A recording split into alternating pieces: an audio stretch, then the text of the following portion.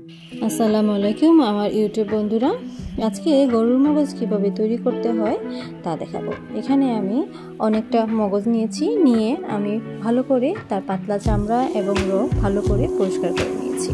নেওয়ার পরে 5-6 বার পরিষ্কার পানি দিয়ে স্ট্রেনারে পানি ঝরিয়ে একটা বাটিতে রেখেছি। বন্ধুরা দেখতে পাচ্ছেন।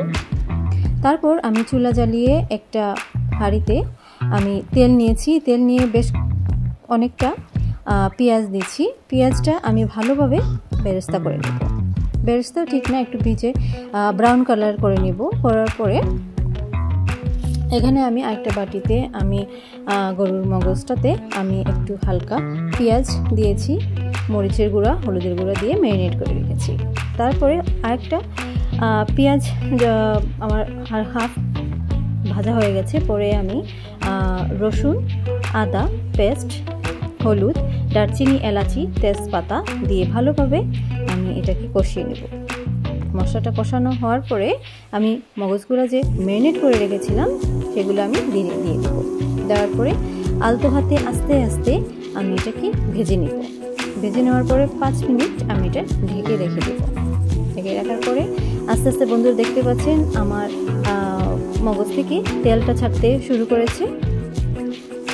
বন্ধুরা আমি আস্তে আস্তে করে সেটাকে আবার আমি নাড়তে থাকবো মগজটাকে।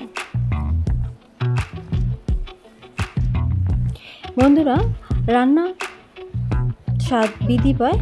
আপনি যত তরকারি বলেন বা যাই তৈরি করেন না কেন, সেটাকে ভালোভাবে যদি আপনি কষানোর উপরেই কিন্তু আপনার মজাটা নির্ভর করে। রান্না আপনার কতটুকু মজা হবে তা সব কিছু নির্ভর করে আপনার তরকারির স্বাদটা বৃদ্ধি করবে কষানোর উপরে।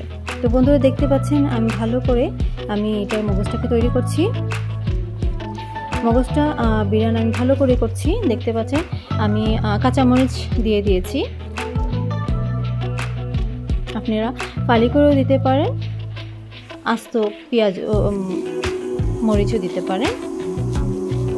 তো বন্ধুরা দেখতে পাচ্ছেন আমার মগজ বিরিয়ানিটা প্রায় হয়ে যাচ্ছে। তো বন্ধুরা আমার চ্যানেলটা সাবস্ক্রাইব করবেন, পাশে থাকবেন। আল্লাহ হাফেজ।